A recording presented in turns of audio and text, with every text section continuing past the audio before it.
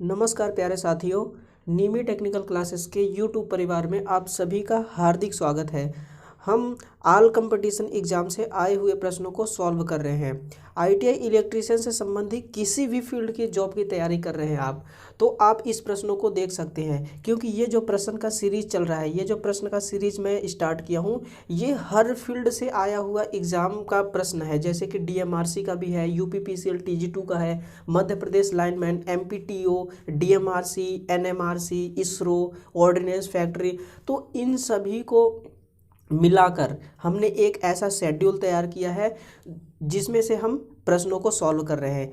ये जो सीरीज है टोटल 5+ प्रश्नों का संग्रह है, यानी कि 5000 प्रश्नों को हम सॉल्व करेंगे, जो कि एक सीरीज के माध्यम से हमने स्टार्ट किया है। हमारा सबसे फर्स्ट यूनिट चल रहा है आवेश एवं स्थिर वैद्युत, जिसका पार्ट नंबर 4 को हम आज कवर करेंगे। करेक्ट। तो पहले जो विद्यार्थी नए होंगे वो इस चैनल को सब्सक्राइब कर लें और साथ ही साथ इस वीडियो को भी लाइक कर दें। फिर हम अपने सेशन को प्रारंभ करते हैं। तो देखिए साथियों, इन सभी स्थानों से आए हुए पेपरों का क्वेश्चन है जो कि आपके सामने शो हो रहा है। यह क्वेश्चन बहुत ही महत्वपूर्ण क्वेश्चन है। आपका बेस यहाँ से बहुत मजबूत हो सकता है। आप अपने तैयारी को परख सकते हैं, आप अपना एक बेस, एक स्ट्रक्चर बना सकते हैं अगर इन प्रश्नों को ध्यान से सॉल्व करते हैं तो। चलिए, हमने कल यानी कि पिछले सेशन में 45 तक क्वेश्चनों को सॉल्व किया था। हमारा हर एक सीरीज 20 प्रश्नों का क्वेश्चन है। करेक्ट। हम तो चलाने के लिए 25, 30, 40 क्वेश्चन भी सॉल्व कर देंगे, लेकिन हमें ऐसा क्वेश्चन सॉल्व नहीं करना है। हम हर एक प्रश्न को बड़े ही आराम से और अच्छे से उसको अध्ययन करेंगे। हमें जल्दबाजी नहीं करना है, बिल्कुल आराम से, कोई जल्दबाजी नहीं है। करेक्ट। चलिए, अब क्वेश्चनों का सिलसिला चालू करते हैं।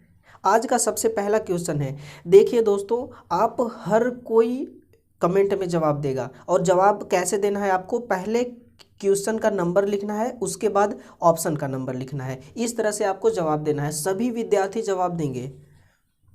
करेक्ट। चलिए, आज का हमारा सबसे फर्स्ट क्वेश्चन है, चार्ज की विद्युत क्षेत्र प्रबलता की दूरी के साथ, चार्ज की विद्युत क्षेत्र प्रबलता दूरी के साथ घटती है या बढ़ती है, या दूरी के वर्ग के साथ घटती है, या फिर दूरी के वर्ग के साथ बढ़ती है, दूरी के घन के साथ बढ़ती है। हमसे क्या पूछा है, विद्युत क्षेत्र की प्रबलता। करेक्ट। तो विद्युत क्षेत्र की प्रबलता हमें पता है, विद्युत क्षेत्र की तीव्रता होती है E बराबर F/Q। इस Q को मान लेता हूँ मैं Q1। ठीक है। चलिए, E बराबर क्या होता है, E बराबर सूत्र होता है Q1 into Q2 upon R²। अब Q1 भी है हमारा, तो हम इसको Q1 लिखेंगे। F बराबर होता है K Q1 इंटू Q2 बटे R²। इसी चीज़ को उठा के मैंने यहाँ पे लिख दिया ये, और R² भी है साथ में, नीचे Q1 भी है, तो मैंने Q1 को भी लिख दिया। करेक्ट। अब इस Q1 और Q1 को कट कर दिया तो बचा क्या, E बराबर K Q2 अपॉन R²। अब यहाँ से हमें मिलता है E प्रोपोर्शनल 1/R², यानी कि दूरी विद्युत क्षेत्र की तीव्रता के वर्ग के समानुपाती है। यानी कि दूरी अगर बढ़ती है तो हमारे विद्युत क्षेत्र की तीव्रता घटेगी। करेक्ट। तो ऑप्शन आपको देखना है कि दूरी के वर्ग के साथ बढ़ती है या दूरी के वर्ग के साथ घटती है। तो दूरी के वर्ग के साथ घटती है, क्योंकि यदि आप दूरी बढ़ाएंगे, दो आवेश हैं आपके पास Q1 और Q2, इनके बीच की दूरी को बढ़ाएंगे तो विद्युत क्षेत्र की तीव्रता घटेगी। ऑप्शन नंबर सी आपका करेक्ट है, ये सभी रॉन्ग हैं। चलिए, बहुत अच्छी तरह से हम लोग को समझे। ठीक है, सभी को समझ में आ रहा है। ओके, आगे बढ़े अब। चलिए, क्वेश्चन नंबर 47, विद्युत धारा के उपस्थिति का अनुभव होता है चटकने की, चमकने की, विद्युत झटके से उत्पन्न प्रभावों से। बताइए क्या होगा इसका, विद्युत धारा की उपस्थिति, यानी कि मान लीजिए कि कोई एक वायर है, उस वायर में विद्युत धारा प्रवाह हो रहा है, तो हमें कैसे पता चलेगा कि विद्युत धारा प्रवाह हो रहा है। क्या हम विद्युत झटके से, क्या हम उसको स्पर्श करेंगे तो हमें झटका लगेगा उसके वजह से हमें पता चलेगा, या फिर उसके प्रभावों से पता चलेगा, या फिर चमकने से या चटकने से? बताइए। यहाँ पे ये जो चमकना लिखा हुआ है ना, ये एक निम्नी लैंग्वेज है। क्या है? ये निम्नी लैंग्वेज है। चमकने का मतलब होता है गरजना। आकाशीय बिजली जो होती है वो गरजती है, तो उसी गरजने को यहाँ पे चमकना लिखा हुआ है। ठीक है। चटकना का मतलब होता है स्पार्किंग। क्या होना? स्पार्किंग। तो क्या आप स्पार्किंग होने से इसको समझ सकते हैं कि इसमें विद्युत धारा प्रवाहित हो रहा है? बिल्कुल। लेकिन ये स्पार्किंग होना एक दोष है। क्या है? ये एक तरह का फॉल्ट है। तो हम जब कोई फॉल्ट आएगा तब तो स्पार्किंग होगी, और स्पार्किंग होने से हमें पता चलेगी कि इसमें विद्युत धारा उपस्थित है। लेकिन ये यहाँ पे करेक्ट आंसर नहीं होगा। आंसर इसका उत्पन्न प्रभावों से ही होगा। ठीक है। प्रायोरिटी सबसे ज़्यादा डी को मिलेगा, क्योंकि मान लीजिए कि कोई हमारा एक इलेक्ट्रिसिटी है, हम हीटर को चला रहे हैं, हीटर हमें हीट पैदा कर रहा है, इसका मतलब इसमें इलेक्ट्रिसिटी आ रहा है, इसके बाद ये हीटर अपना काम करके हीट पैदा कर रहा है। यदि इलेक्ट्रिसिटी नहीं होगी तो हीटर हीट पैदा नहीं करेगी। तो उसके प्रभावों से हम पता कर सकते हैं कि उपस्थिति है या नहीं है। ये यूपी आर्विनल 2015 का क्वेश्चन हुआ है। ठीक है। चलिए अगला क्वेश्चन है हमारा, यदि 1 सेकेंड की धारा किसी बल्ब में 1 एम्पियर की धारा किसी बल्ब में 100 सेकेंड तक प्रवाहित होती है, तो उस समय बल्ब में कितना कूलाम का आवेश प्रवाहित होगा? कूलाम का सूत्र होता है Q बराबर IT। आई हमारा कितना दे रखा है? 1 एम्पियर, और समय दे रखा है 100 सेकेंड। बिल्कुल, Q बराबर 100 कूलाम। बहुत ही इजी क्वेश्चन था, बहुत ही। Option number C. अब यहाँ पे एक 100 का और भी ऑप्शन है, लेकिन यहाँ पे एम्पियर लिखा हुआ है। इसी चीज़ को आपको ध्यान देना है। आप छोटी से छोटी चीज़ को ध्यान देंगे तभी आगे बढ़ पाएंगे। ठीक है। अब 100 इसमें भी है, 100 इसमें भी है, इसमें एम्पियर, बात एम्पियर की कही नहीं गई है। ऑप्शन नंबर ए और डी अपने आप गलत हो गया। ठीक है। ऑप्शन नंबर सी हमारा करेक्ट जवाब होगा। ओके, चलें आगे बढ़े। चलिए अभी देखिए UPPCL TG2 की एग्ज़ाम होने वाला है, बट उसका अभी कोई क्लियरिफाई नहीं हुआ है कि उसका एग्ज़ाम कब तक में होगा। फ़िलहाल वैसे तो संभवतः जनवरी में होना चाहिए अपने हिसाब से, बट कब हो सकता है ये तो एग्ज़ाम सेंटर वाले ही बताएंगे। ठीक है। या फिर जब भी इसका एग्ज़ाम होगा, जब क्लियरिफाई हो जाएगा कि इसका एडमिट कार्ड आ चुका है, तो हम तुरंत प्रभाव से उसका भी एक सेशन स्टार्ट कर देंगे, एक सीरीज स्टार्ट कर देंगे। वो खास तौर पे UPPCL TG2 के लिए होगा। जो भी विद्यार्थी उसकी तैयारी कर रहे होंगे वो बिल्कुल इवनिंग 7 बजे आपको वीडियो मिल जाएगा पर डे, जब तक एग्ज़ाम नहीं होगा। और हमारा ये सुबह 7 बजे वाला सीरीज़ तो चलता ही रहेगा रेगुलरी तरीके से। ठीक है। ओके, चलिए 49 नंबर क्वेश्चन का जवाब दीजिए। निम्न में से कितना धारा प्रवाहित होने पर शरीर में बाहरी त्वचा को जला देती है? शरीर के बाहरी त्वचा को जला देती है। ध्यान दीजिएगा, एक होता है 1 मिली एम्पियर। इस 1 मिली एम्पियर को माना जाता है कोई संवेदना नहीं, कोई संवेदना नहीं। फिर इससे आगे बढ़ते हैं, जब इससे आगे बढ़ते हैं तो हमें मिलता है 5 मिली एम्पियर। 5 मिली एम्पियर, ये 5 मिली एम्पियर सुरक्षित धारा माना जाता है, सुरक्षित धारा। फिर आगे बढ़ते हैं 20 मिली एम्पियर।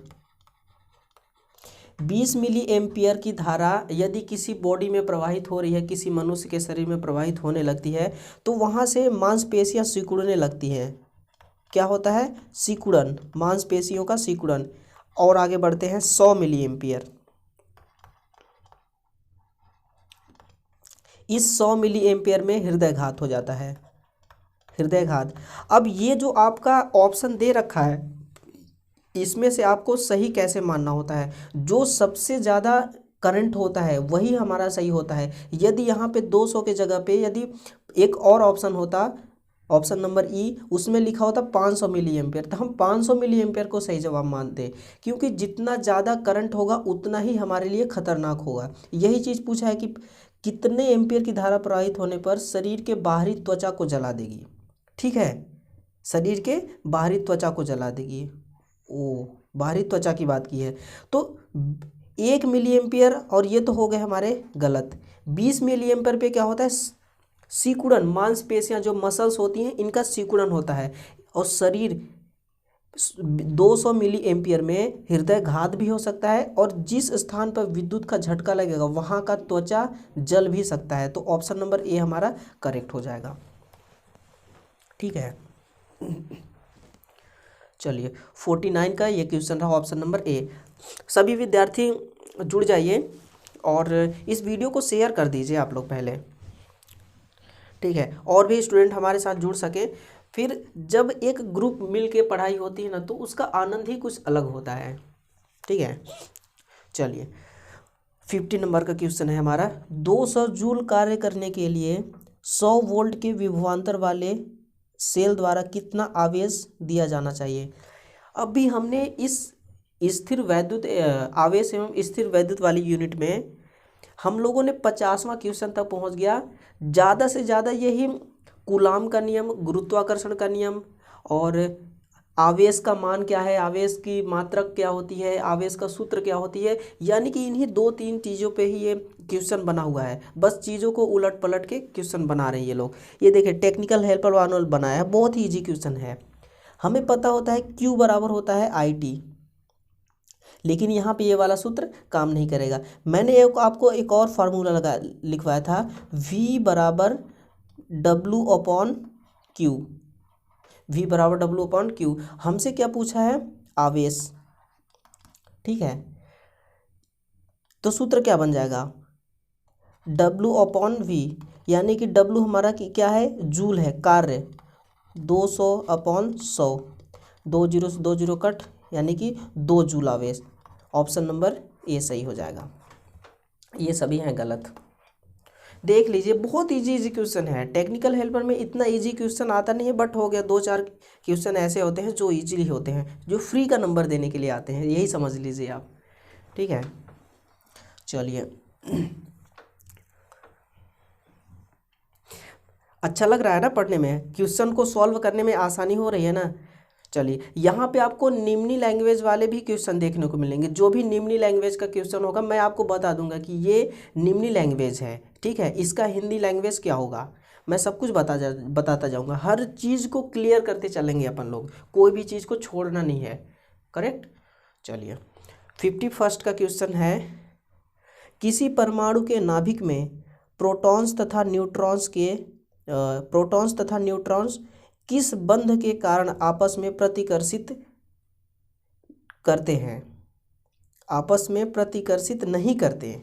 ठीक है, अब बताइए, परमाणु का स्ट्रक्चर होता है, देखिए ध्यान से देखिएगा, परमाणु के बीच में एक नाभिक होता है, ये हमारा नाभिक, इसके चारों तरफ बने होते हैं कक्षा,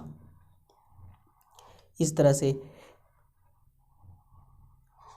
इसके चारों तरफ बने होते हैं कक्षा, ये होता है हमारा नाभिक। और नाभिक में होते हैं प्रोटॉन और न्यूट्रॉन, ये दोनों नाभिक में ही क्यों स्थित होते हैं, नाभिक से बाहर इस कक्षा की तरफ क्यों नहीं आते, किस बंध के कारण ये आपस में बंधे होते हैं, तो ये अंतरा आणविक बल के कारण। किस बल के कारण, अंतरा आणविक बल। यहाँ पे देखिए ये होता है कक्षा, यहाँ पे फ्री इलेक्ट्रॉन्स होते हैं जो आपस में घूमते रहते हैं, मूव करते रहते हैं। बट इस परमाणु के बीच में नाभिक होता है, नाभिक में प्रोटॉन और न्यूट्रॉन होता है। ये प्रोटॉन और न्यूट्रॉन कक्षा की तरफ कभी गति नहीं करते, कभी नहीं आते बाहर, ये हमेशा नाभिक में ही व्यवस्थित रूप से प्रतिस्थापित होते हैं। किस बल के वजह से, तो अंतरा आणविक बल की वजह से। करेक्ट, चलिए ये यांत्रिक बल, ये तो मोटरों में लगता है, जनरेटर में लगता है, विद्युत चुंबकीय बल, विद्युत वाहक बल, ऐसा कुछ भी नहीं है। ठीक है, चलिए ये आपके लिए बहुत ही प्यारा क्वेश्चन है, बहुत ही बढ़िया क्वेश्चन है। एक अंतर्राष्ट्रीय एम्पियर बराबर बताइए क्या होता है।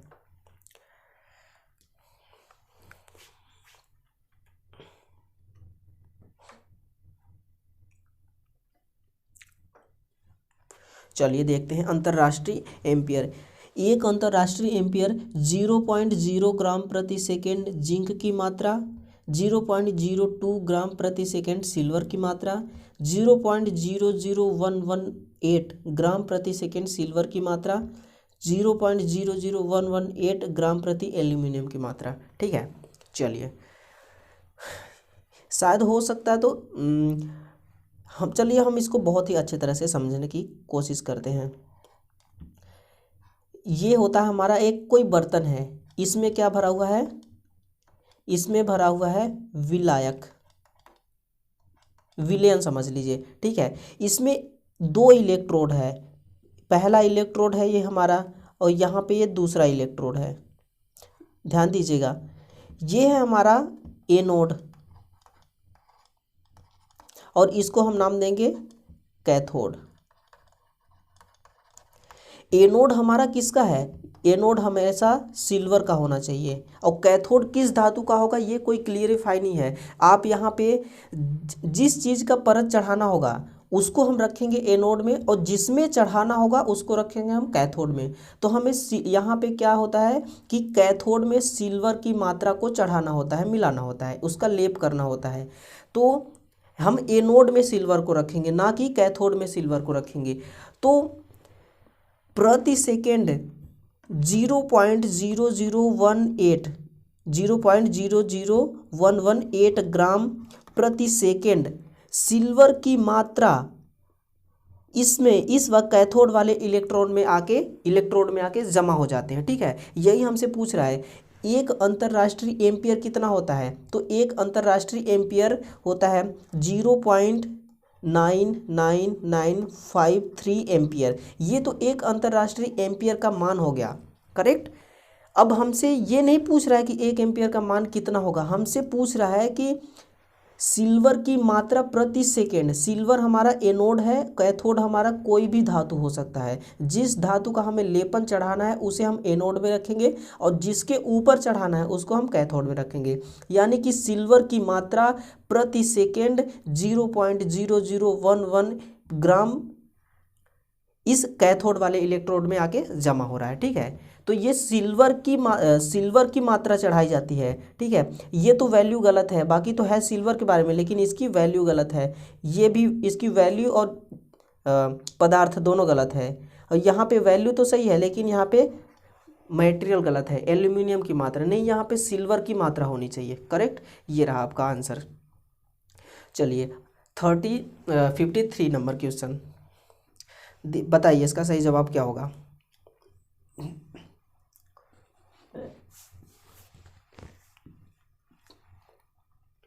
बिल्कुल, आप हर एक प्रश्न को बड़े ही ध्यान से देखिए, उसको समझने की कोशिश कीजिए। यहाँ से यदि आप क्वेश्चनों को समझ गए ना तो आपको आंसर देने में दिक्कत नहीं होगी। हमें क्या होता है, हम क्वेश्चन को ही नहीं समझ पाते हैं। ठीक है, तो हम क्वेश्चन को पहले अच्छे से पढ़ेंगे। एक बार में नहीं समझ में आ रहा है तो क्वेश्चनों को बार बार पढ़िए, क्योंकि यहाँ एग्ज़ाम तो चल नहीं रहा है। एक लिमिटेड टाइम तो है नहीं कि 30 मिनट बाद हमारा एग्ज़ाम ऑफ हो जाएगा, बंद हो जाएगा, ऐसा तो कुछ है नहीं। ठीक है, तो रिलैक्स होके पढ़िए, बिल्कुल फ्री माइंड में, कोई टेंशन नहीं, नो प्रॉब्लम। करेक्ट। चलिए, प्रोटॉन तथा न्यूट्रॉन का द्रव्यमान माना जाता है। प्रोटॉन का द्रव्यमान होता है 1.672 × 10⁻⁻27 किलोग्राम। ठीक है, और हमारा न्यूट्रॉन होता है 1.674 × 10⁻⁻27 किलोग्राम। आप इसमें देखिए कि इन वैल्यू में आपको कितना डिफरेंस दिख रहा है पॉइंट में। यहाँ पे 2 है, यहाँ पे 4 है, सिर्फ पॉइंट में, यानी कि प्रोटॉन और न्यूट्रॉन लगभग एक समान होता है। इसका द्रव्यमान है ऑप्शन में लगभग एक समान। बिल्कुल सही है, ऑप्शन नंबर ए हमारा करेक्ट जवाब हो जाएगा। ये वैल्यू होती है। यदि हमसे पूछता इलेक्ट्रॉन के बारे में तो इलेक्ट्रॉन का होता है 9.1 × 10⁻31 किलोग्राम। ठीक है, मैंने इलेक्ट्रॉन, प्रोटॉन, न्यूट्रॉन तीनों का वेट बता दिया। ये प्रोटॉन का वजन है, क्या है, वजन। ठीक है, प्रोटॉन का वजन, इलेक्ट्रॉन का वजन और न्यूट्रॉन का वजन। प्रोटॉन और इलेक्ट्रॉन सामान्यतः यानी कि लगभग एक समान ही होता है इसका वेट। इसरो अहमदाबाद 2016 के आया हुआ क्वेश्चन है। करेक्ट। चलिए आगे बढ़ें। ओके, किसी परमाणु की संरचना लगभग किसके समान होता है। परमाणु की संरचना। ठीक है, ऑप्शन दिया है solar cell, electric system, solar system, electric system, A और बी दोनों उपरोक्त में से सभी किसके समान होता है। चलिए, हमारा ये हो गया परमाणु। हमें पता है ये परमाणु है। परमाणु में क्या होता है, बीच में, परमाणु के बीच में नाभिक होते हैं, उसके चारों तरफ इस तरह से कक्षाएं बना होता है, ठीक है ना। ध्यान दीजिएगा, इस तरह से कक्षा बना होता है। ये हमारा कक्षा, यहाँ है नाभिक। अब कक्षा में क्या होते हैं, फ्री इलेक्ट्रॉन्स होते हैं। इस नाभिक में होते हैं प्रोटॉन और न्यूट्रॉन, ये दोनों होते हैं, ठीक है। ये इलेक्ट्रॉन नाभिक के चारों तरफ परिक्रमा लगाते हैं। अब ऑप्शन की तरफ चलते हैं। सोलर सिस्टम, सोलर सिस्टम में क्या होता है, ये है हमारा सूर्य। सूर्य के चारों तरफ प्रकाश होगा और सूर्य के पास बहुत सारे ग्रह होते हैं, जैसे मंगल, बुध, पृथ्वी। ये क्या करते हैं, ये सूर्य के चारों तरफ परिक्रमा लगाते रहते हैं। ये सूर्य के पास नहीं जाते, बस इसके इर्द गिर्द परिक्रमा करते रहते हैं। तो देखिए, परमाणु की संरचना लगभग सोलर सिस्टम के समान होता है। सोलर सिस्टम ही है, ये सूर्य है और यहाँ पे ये सभी ग्रह हैं, इस सूर्य के चारों तरफ परिक्रमा लगा रहे हैं। यानी कि सोलर सिस्टम और परमाणु की संरचना लगभग एक समान होते हैं, ठीक है। तो ऑप्शन नंबर ए हमारा सही हो जाएगा। इलेक्ट्रिक सिस्टम, इलेक्ट्रिक सिस्टम क्या होता है, इलेक्ट्रिक सिस्टम थोड़ी परमाणु संरचना के समान है, ऐसा तो कुछ है ही नहीं। ऑप्शन नंबर ए सही हो जाएगा, ठीक। चलिए, आप जो पॉइंट आपको ऐसा लगे ना कि आप भूल सकते हैं उसको, जो आपको इम्पोर्टेंट चीज़ लगे, आप उसको नोटबुक में एक नोट करते चलिए, करेक्ट। वहाँ से आपको यदि कभी भूल भी जाते हैं तो अपना नोटबुक तो है ही, नोटबुक से उठा के, या फिर नोटबुक नहीं बनाते हैं ना तो फिर वीडियो तो पड़ा ही रहेगा, प्लेलिस्ट में पूरा वीडियो पड़ा रहेगा, आप वहाँ से जाकर दोबारा देख सकते हैं। ओके, चलिए 55 एक अंतर्राष्ट्रीय ओम का उद्देश्य है, एक अंतर्राष्ट्रीय ओम का उद्देश्य है 1.00049 ओम, 1 ओम, 0.99985 ओम, 1.5 ओम। एक अंतर्राष्ट्रीय ओम क्या होता है, अंतर्राष्ट्रीय, इंटरनेशनल ओम, करेक्ट। चलिए, इसको बहुत ही अच्छे तरह से समझेंगे। एक होता है पारा का स्तंभ, पारा का स्तंभ। इस स्तंभ को आप इलेक्ट्रोड भी बोल सकते हैं, क्या, इलेक्ट्रोड। चलिए, यह है हमारा पारा का स्तंभ। इस पारे के स्तंभ में, पारे के स्तंभ की मोटाई होना चाहिए 1.5 mm²। इस पूरे स्तंभ का हाइट होना चाहिए,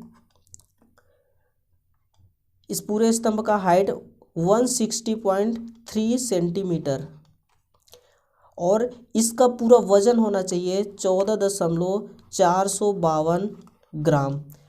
इसका तापमान होना चाहिए 0 डिग्री सेल्सियस। ये वैल्यू मैं क्यों बता रहा हूँ, क्योंकि ये एक लेबोरेटरीज में इसका एक्सपेरिमेंट किया गया था, ठीक है।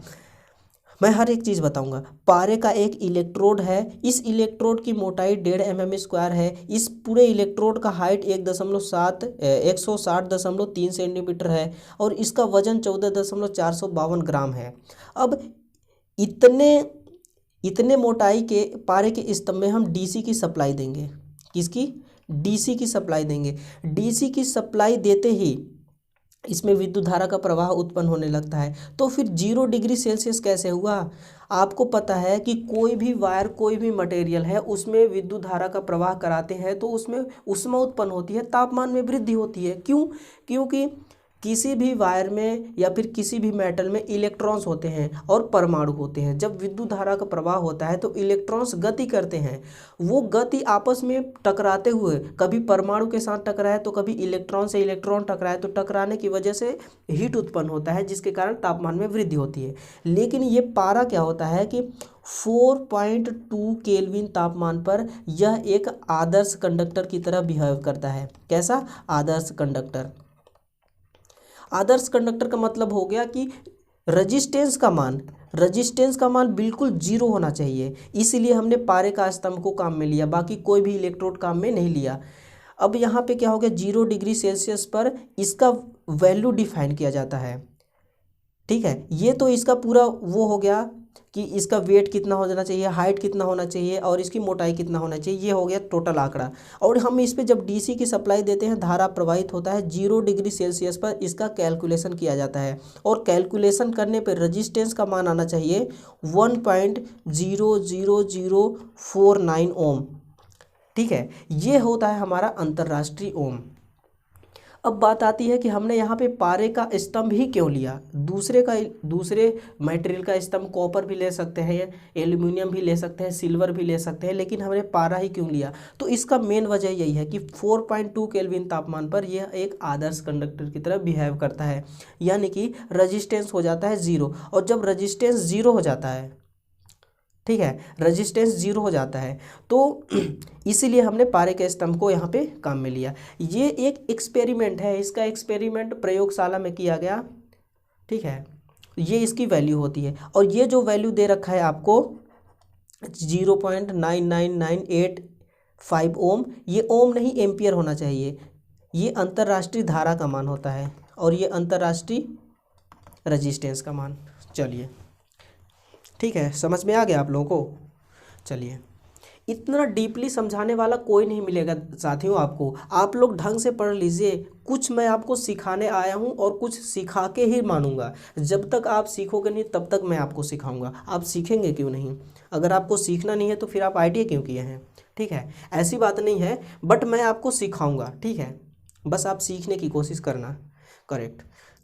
चलिए, 56 नंबर क्वेश्चन का जवाब दीजिए। दो आवेशित पिंडों के मध्य दूरी को घटाकर मुख्य दूरी से आधा कर दिया जाए तो उनके मध्य लगने वाला बल क्या है? बल का सूत्र होता है F बराबर K Q1 into Q2 upon R square. ठीक है, यहाँ पे बोला गया है दूरी को कितना कर दिया जाए? आधा कर दिया है, 1/2 कर दिया जाए। ठीक है, कर दिया हम। फिर चलते हैं आगे, Q1 into Q2 divider by, जब इसको सॉल्व करेंगे आप तो कितना आ जाएगा? 1/4। 4 चला जाएगा हमारा ऊपर। ठीक है, ये जो बल है Q1 और Q2, ये इसके बल के समानुपाती है। ये जो आवेश है बल के समानुपाती है। जितना आवेश होगा उतना ही बल होगा। तो आवेश कितना हो गया? 4 गुना आवेश हो गया। तो बल भी हमारा कितना हो जाएगा? 4 गुना। तो ऑप्शन नंबर डी हमारा करेक्ट होगा। ठीक है, चलिए अगला क्वेश्चन रहा आज का। सामान्यतः 12 वोल्ट के विभव पर दो बिंदुओं पर 2 कूलाम के आवेश को हस्तांतरित करने में कितना कार्य करना पड़ेगा? बताइए, इसका जवाब क्या हो सकता है?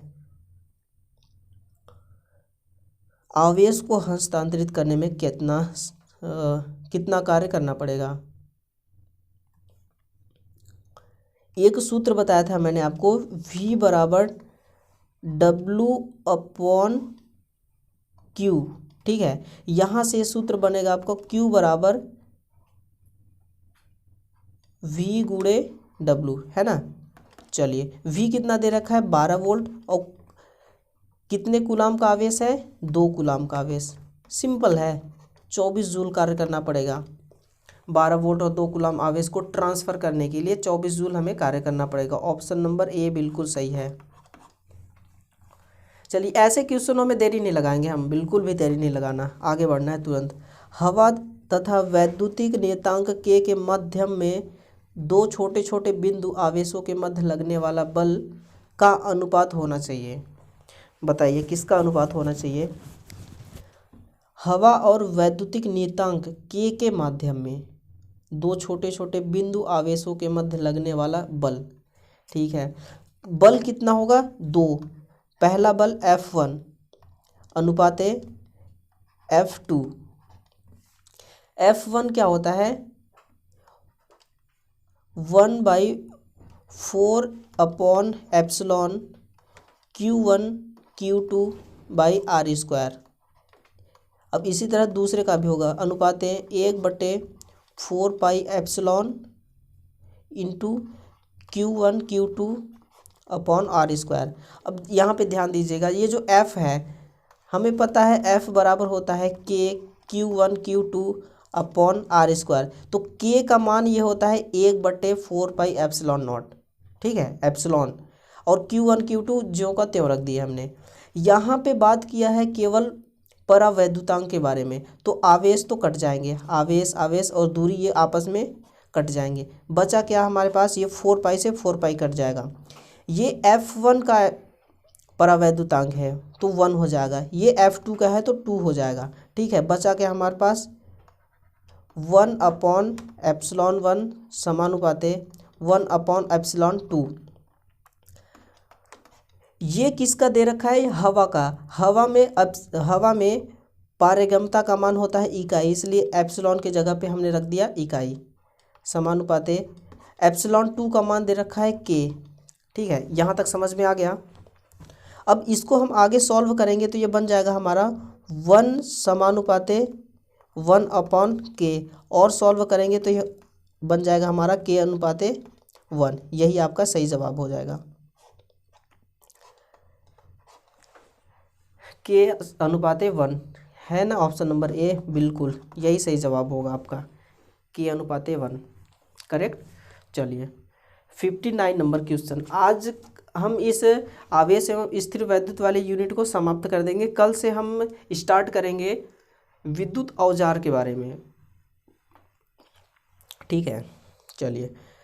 आवेश उत्पन्न होने का कारण नहीं है संवहन, ये एक निम्न लैंग्वेज है। संवहन को बोला जाता है चालन हिंदी में। प्रेरण ये तो सही है, इंडक्शन, घर्षण, इन सब के द्वारा आवेश उत्पन्न किया जा सकता है। ठीक है, घर्षण के द्वारा जब आप किसी दो वस्तु को आपस में रगड़ेंगे तो वहाँ से भी एक आवेश उत्पन्न होता है। ठीक है, इसी तरह इंडक्शन और संवहन दोनों में आवेश उत्पन्न होता है और आवेशों का ट्रांसफर भी होता है, बट अपने अक्ष पर घूमते रहने से कभी आवेश उत्पन्न नहीं होता है। ठीक है, तो ये तो सही हो जाएगा, नहीं के बारे में पूछा है, सही हो जाएगा, ये सब गलत हो जाएंगे।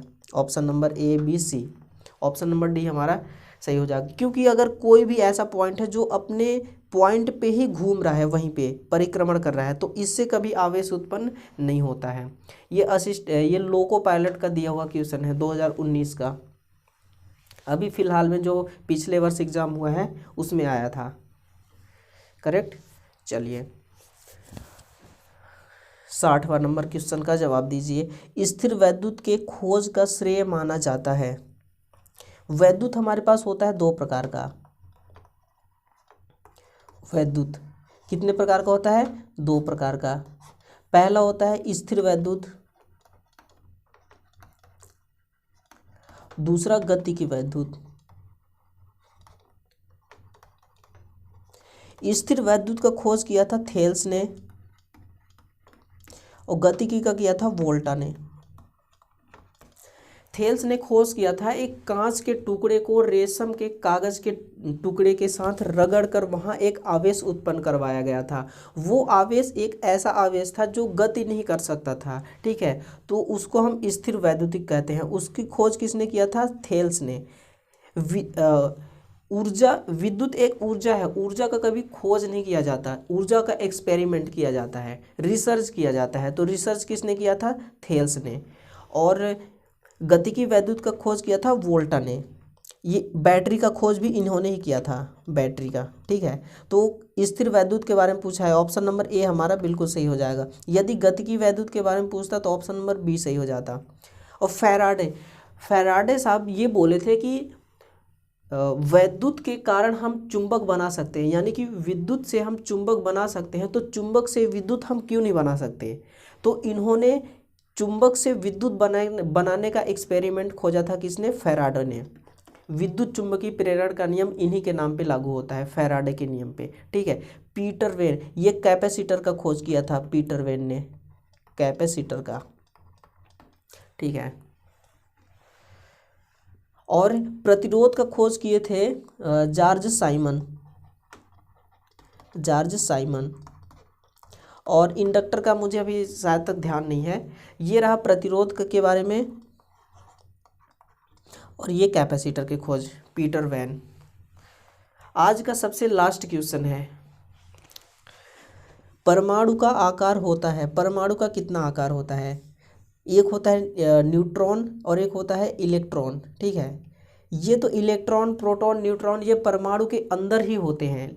हमसे पूछा गया है परमाणु का आकार कितना बड़ा होता है, तो कितना होता है ये 100 pm।